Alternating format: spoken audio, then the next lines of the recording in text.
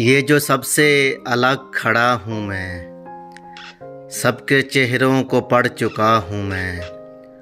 खुद से मिलने का रास्ता है यही, तुझसे मिलने को चल पड़ा हूँ मैं। याद आई है रफ्तगां की मुझे, अपनी आँखों से बह रहा हूँ मैं। दुख यतीमी का कम सीनी में मिला, इसलिए उम्र से बड़ा हूँ मैं।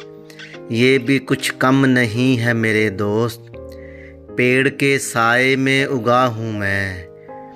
दिल अभी तक है बुरे वाला में, गर्चे लाहौर आ गया हूँ मैं। मेरा तुझ पर यकीन बढ़ता है, जब परिंदों को देखता हूँ मैं।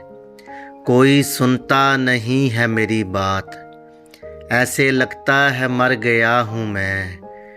एक अज़ियत है ये खामोशी भी, इसलिए रोज़ चीखता हूँ मैं। बाप जैसा लगा मुझे अकमल, जब भी उस पेड़ से मिला हूँ मैं।